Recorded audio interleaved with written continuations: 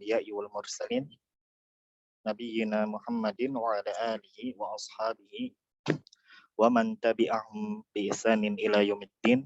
Allahumma 'allimna ma yanfa'una wanfa'na bima 'allamtana wa zidna ilman ya karim. Rabbi shrah li sadri wa yassir li amri wahlul 'uqdatam min lisani yafqahu qawli. Amma ba'd. Baik. Nah, jadi kemarin sudah kita jelaskan, kita sudah membahas apa yang udzur yang terakhir ya, yang disebutkan ya, terkait dengan apa diperbolehkannya untuk apa berbuka, ya tidak berpuasa, yaitu apa al-haml war-radha, yaitu apa hamil dan menyusui. Dan disebutkan ya, di dalam ya, jadi kemarin juga sudah kita sebutkan ya, jadi keadaan wanita yang hamil dan menyusui ketika dia apa tidak berpuasa ya, ada dua keadaan ya, ya diperbolehkannya apa tidak berpuasa itu ada dua keadaan, yaitu apa yang pertama keadaan dia apa karena khawatir atas dirinya ya. Jadi itu wanita hamil ya khawatir atas janinnya, wanita yang menyusui wanita hamil dan menyusui khawatir atas diri mereka ya, khawatir akan ketika mereka memaksakan untuk apa berpuasa akan memudaratkan di diri mereka. Maka di sini ya sebagian menyebutkan ya tanpa ada bigoir khilaf ya, tidak ada khilaf. Jadi baik ya.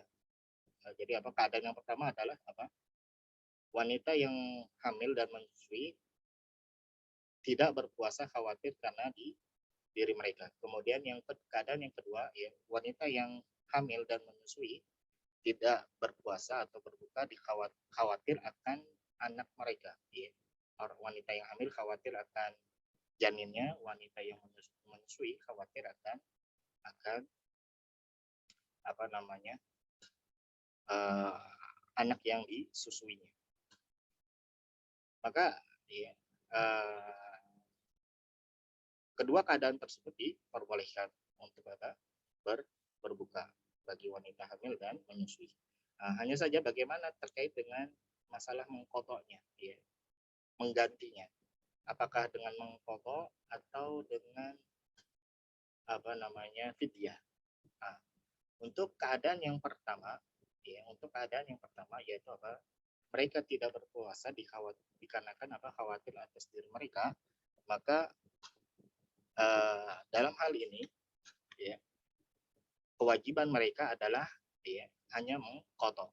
Ya, kewajiban apa? Wanita yang hamil atau yang menyusui, ya, mereka berbuka dikarenakan khawatir atas diri mereka, maka kewajiban dari puasa yang ditinggalkan adalah mengkodok saja. Ya. Sebagian menyebutkan tanpa ada khilaf, ya, hanya mengkodok saja. Kemudian ada keadaan yang kedua, di mana mereka berbuka tidak berpuasa dengan alasan apa khawatir akan anak mereka, ya maka apa? Ya maka disebutkan di dalam kitab ini, ya di sini dalam permasalahan di sini, yaitu apa? Harus mengkodok dan fidyah, memberi makan. Ya harus mengkodok dan membayar fidyah, yaitu memberi makan. Punya dua kewajiban. Ya. Dan pendalilan ya dan disebutkan di sini berdasarkan dalil apa? Apa yang disebutkan oleh siapa? Ibnu Abbas, ya perkataan apa? Ibnu Abbas, yaitu apa? Wal murdi'u wal hubala idza khafata ala auladihima aftarata wa at'amata.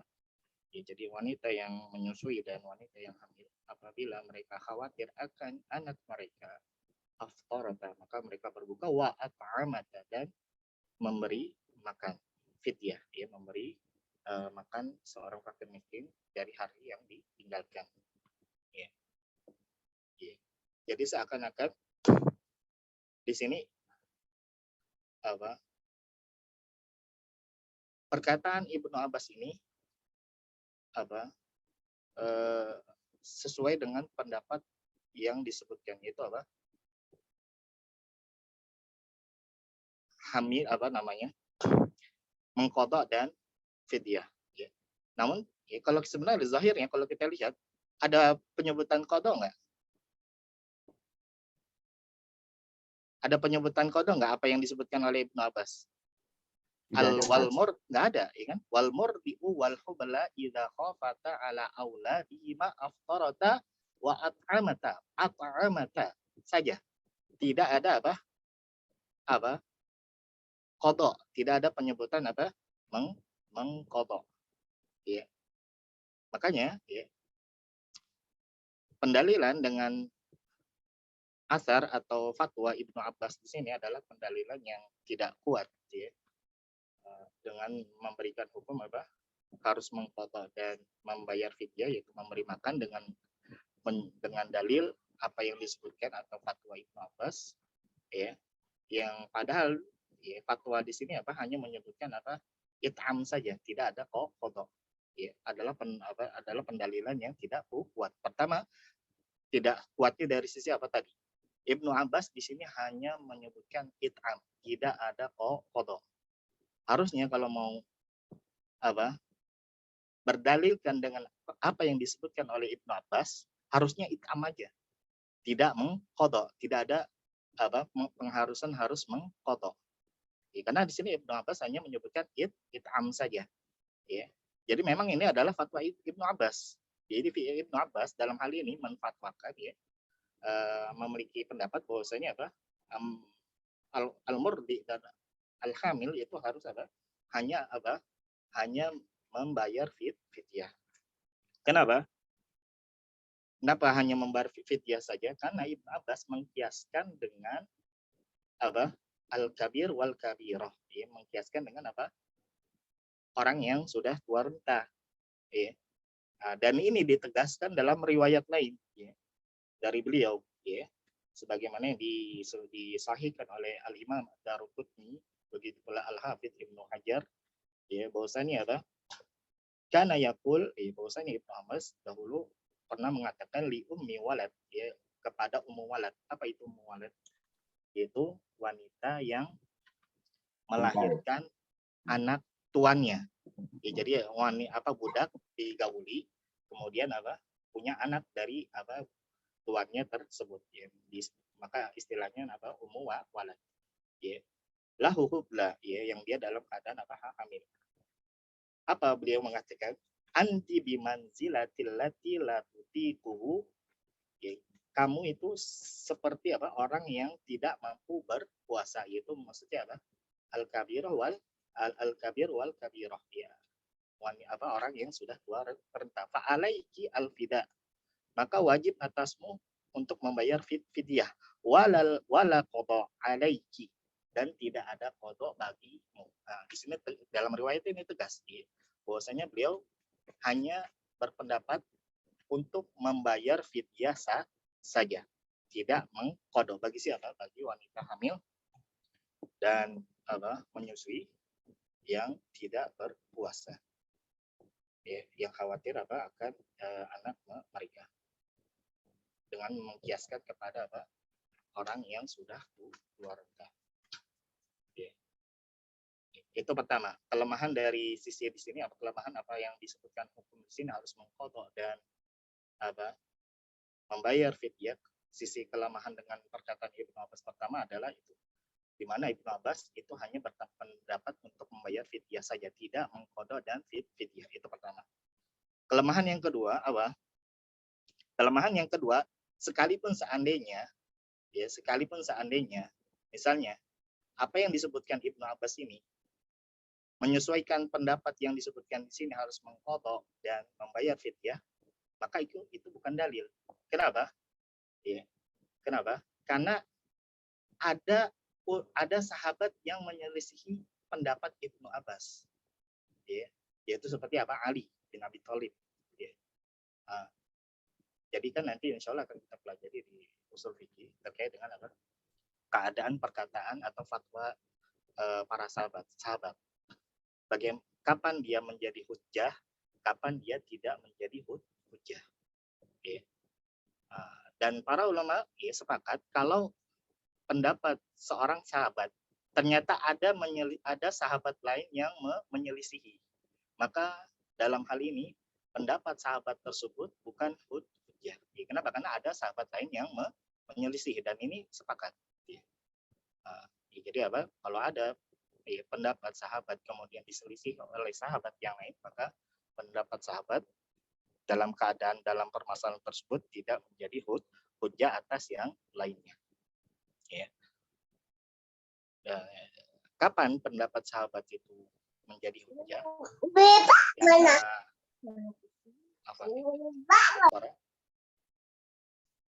Jadi kapan pendapat fatwa sahabat itu menjadi hujjah? Ya. Di antaranya adalah ketika apa? Tidak ada yang menyelisihi. Ya walaupun nanti di sini ada khilaf lagi. Ya namun yang pendapat yang kuat adalah ya selama dia tidak ada yang menyelisihi, ya, tidak ada sahabat lain yang menyelisihi, maka pendapat atau fatwa sahabat tersebut menjadi hujjah. Ya berdasarkan apa dalil-dalil yang ada pun khairul ummah, kemudian la tajtami ummati ala dhalalah, ya, dan seterusnya. Ya, adapun di sini ya dalam permasalahan ini ya pendapat Ibnu Abbas ada yang menyelisihi, yaitu siapa? Pendapat Ali bin Abi Thalib. Nah, jadi sini sebenarnya dalam permasalahan di sini nanti rinciannya ada berapa pendapat? Ada 4. Ada 4. Pendapat yang pertama yaitu pendapatnya Hanafiyah yang mengharuskan apa? Hanya mengqadha. Jadi pendapat Hanafiyah hanya mengharuskan apa? Mengqadha. Nah, dan pendapat Hanafiyah di sini juga apa? Adalah pendapatnya apa? Ali bin Abi Thalib. Ya. Jadi Ali bin Abi Thalib juga apa? Pendapatnya adalah wanita yang hamil dan menyusui hanya wajib mengqadha. Kemudian pendapat yang kedua hanya it'am saja, hanya fidyah saja. Pendapat siapa? Pendapat ini adalah pendapat ya tadi Ibnu Abbas, ya sebagian ada yang memasukkan Ibnu Umar, ya. Kemudian kalau dalam al-madzhab al-arba'ah yaitu Syafi'iyah dan Hanabilah. Ya. Jadi pendapat yang keberapa? Yang ketiga ya. Afan.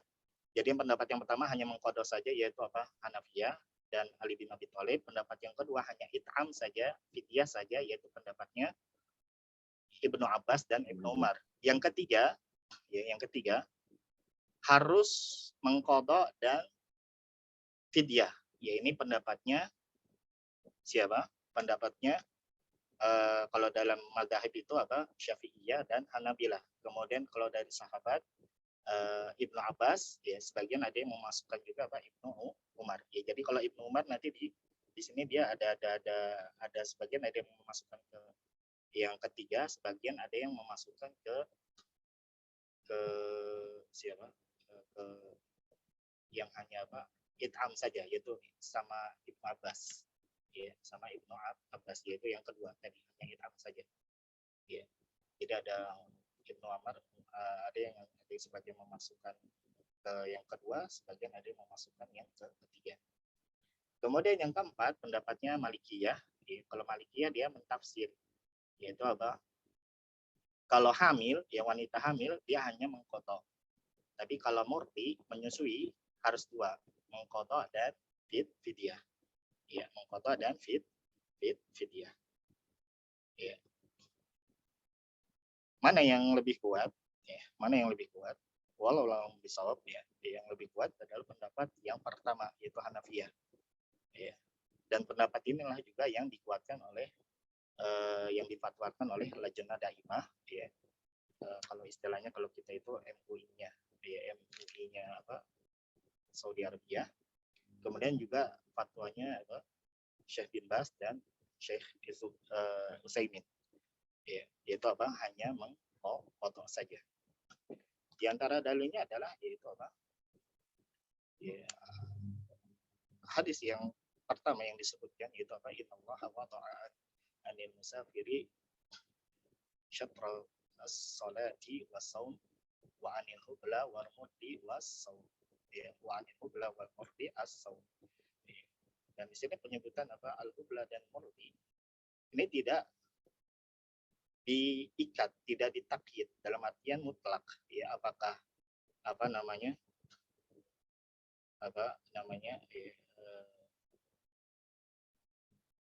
Khawatir akan dirinya atau khawatir akan anaknya, ya.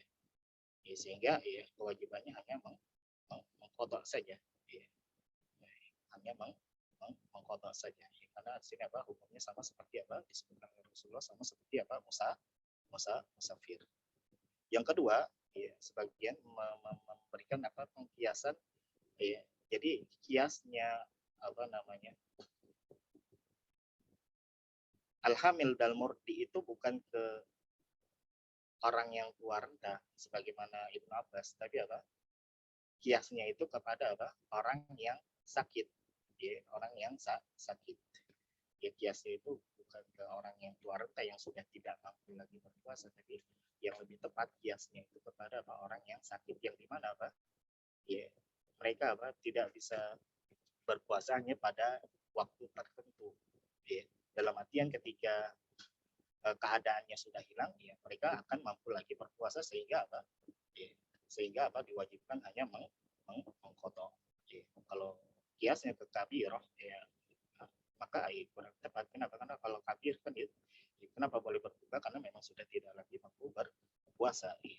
Adapun kalau hamil dan murdi, ya, ya mereka tidak mampu ya berpuasa ya ketika dalam keadaan apa, hamil dan menyusui saja. Ketika keadaan tersebut sudah hilang, ya akan kembali apa memungkinkan mereka untuk berpuasa, sehingga kias mereka adalah ke orang yang sakit, bukan ke orang yang tua renta.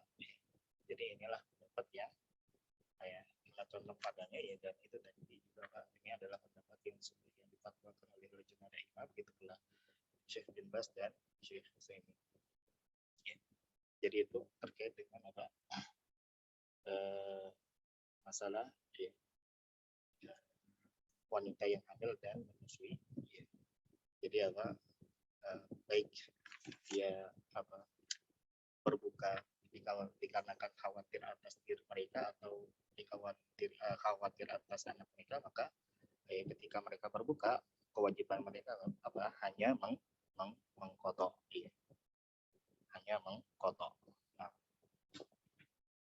baik, nuasil katalah khosa siapman manil qari. Abu Zaid, tafadhal. Naam.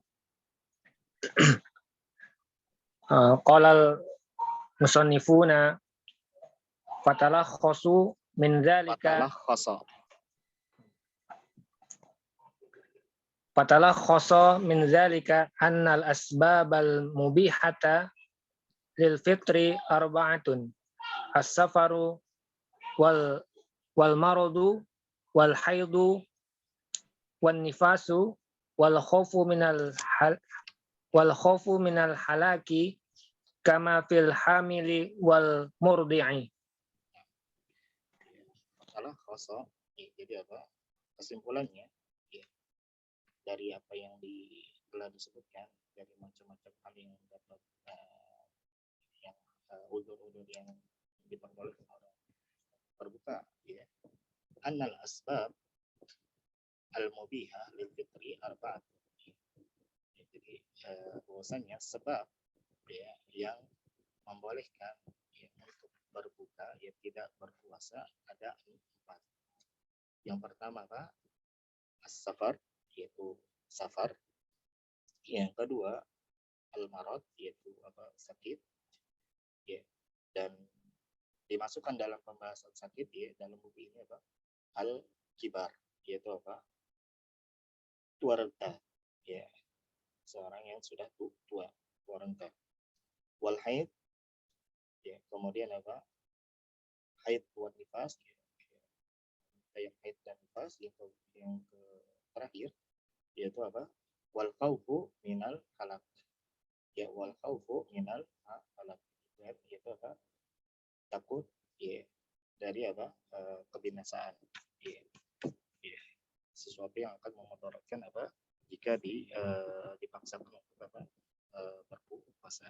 Kama fil hamili wal murdi, sebagaimana pada wanita hamil dan wanita yang menyusui. Nah, wasil. Al-masalatu tsaniyah muftiratu shaimi wa hiya al-asya'u allati tufsidu 'ala as-shaimi saumahu wa hiya al-asya'u allati tufsidu 'ala as-shaimu saumahu wa tuftirahu wa yuftiru as-shaimu bi fi'li ahadul umuri at-taliyah. Al-awwal Hasbuk awalan. Al-mas'alatu tsaniyah ya. Masalah yang kedua, pembahasan yang kedua yaitu apa? Muftiratus shaimi. Hal-hal yang dapat membatalkan apa? Yang menjadikan seseorang yang berpuasa berbuka. Ya, maksudnya ya hal-hal yang dapat membatalkan puasa. Ya. Hal-hal yang dapat membatalkan puasa apa saja? Wahia al-asya'u allati tufsidu 'ala shaimi saumahu wa tuftiruhu. Ya. Yaitu maksud dari muftiratus shaum adalah segala hal ya, yang dapat merusak ya, puasa orang yang berpuasa ya, dan menjadikannya apa? Tuftiruhu, menjadikannya apa? Ya, berbuka, menjadikannya apa? Jadi dianggap tidak lagi berpuasa. Ya. Wa yuftiru shaimu, dan seseorang ya berbuka ya sudah tidak dianggap lagi berpuasa bi fi'li ahadil umurit taliyah ya, disebabkan dengan melakukan salah satu dari perkara-perkara berikut ya. Nah, ya, mungkin dan rubama sanuwasil fil liqa al-qadim, karena sudah azan jadi ya, akan kita lanjutkan pada pertemuan selanjutnya. Nah, untuk tadi perinciannya jelas ya, masalah hamil dan menyusui. Wadi Ustaz. Wadi ya. Nah, Wadi. ya. Dan jazakumullahu khairan ala hudurikum wa husni musyarakatikum wa ihtimamikum. Nakhtim. Subhanallah wa bihamdik. Asyhadu an la ilaha illa anta astaghfiruka wa atubu ilaik. Wassalamualaikum warahmatullahi wabarakatuh. Waalaikumsalam warahmatullahi wabarakatuh. Jazakallahu khairan.